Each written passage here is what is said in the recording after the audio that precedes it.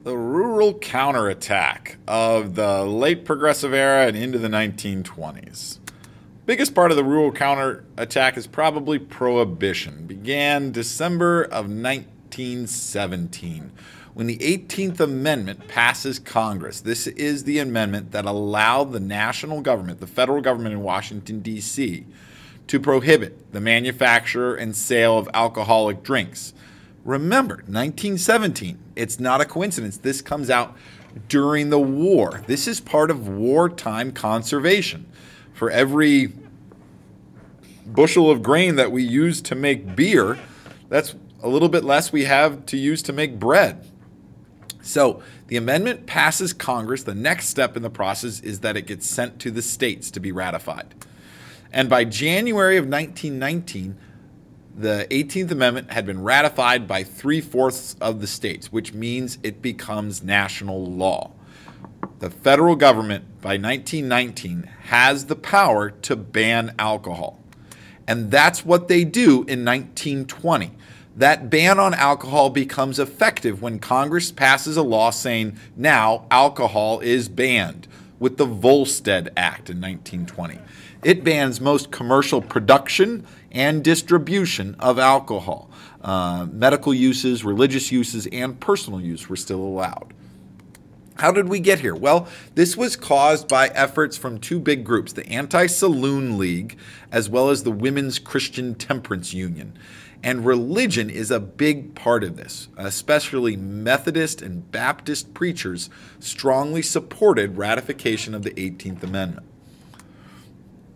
And it wasn't out of the blue.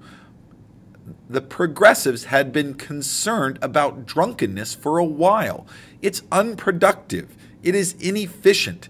Industrial workers had been going to work drunk. That's dangerous. That's losing profits for the business.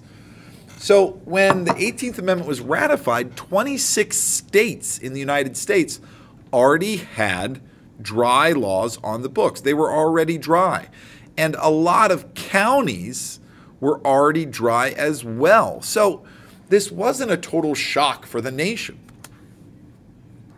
The people it's going to affect are mainly going to be in those large growing cities.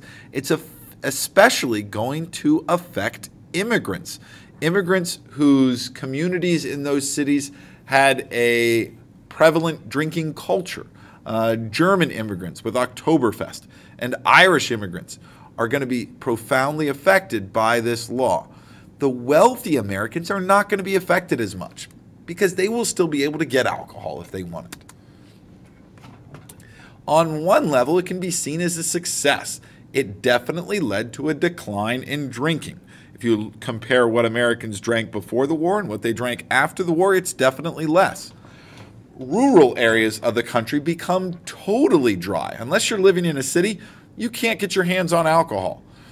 There's also a major drop for alcohol consumption among lower class Americans, mainly because they could not afford the higher priced illegal or bootleg liquor.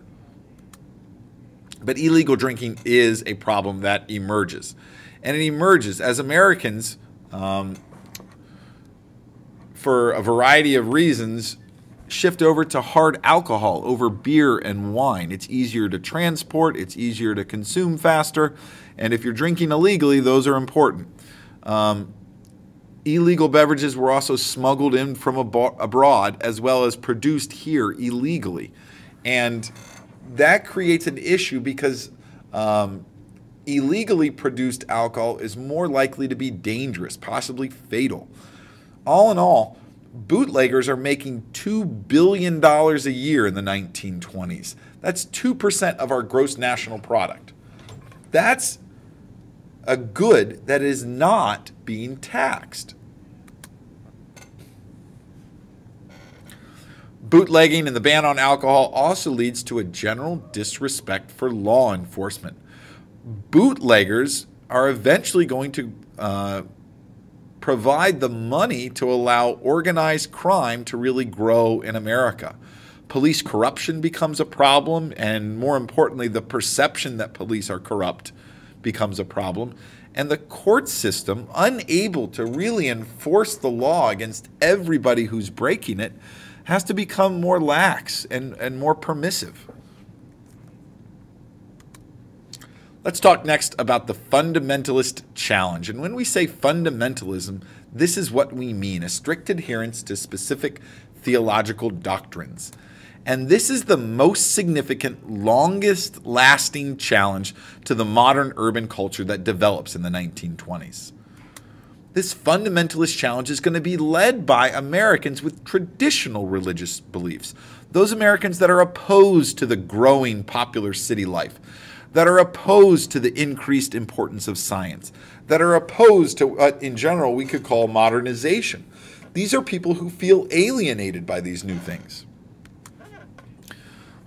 The most notable instance of this fundamentalist challenge occurs in 1925 when there's a trial in Tennessee over the teaching of evolution, and it gets the name the Scopes Monkey Trial. As some Americans became more lax in their religion, started seeing things like good works and just being respectable as being a route to heaven, other groups like the Baptists and Methodists go the other way and stay strict. We also have some fundamentalist sects forming in the United States. We have the Churches of Christ forming, who believed in not using any instruments, as those were not in the Bible. So there would be no instruments played in those churches. Pentecostal Christians believed in people being baptized in the Spirit, having a personal experience with God, and literally being moved. That's what you see in the picture here. And Jehovah's Witnesses emerged more popular at this time, who felt that society as a whole was really doomed. And as a result, Jehovah's Witnesses at first do not associate much with people outside of their church. They also didn't celebrate many of the other Christian holidays, as they saw them as a reflection of pagan holidays that preceded them. We also see bigger churches as a result of all this. Church membership increases, but the number of churches actually decreases. So we have more people going to church in these larger churches.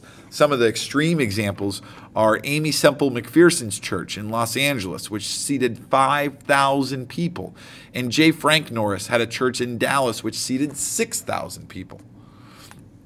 The end result of this fundamentalist challenge is that religion stays strong in America despite the challenges of modern urban life.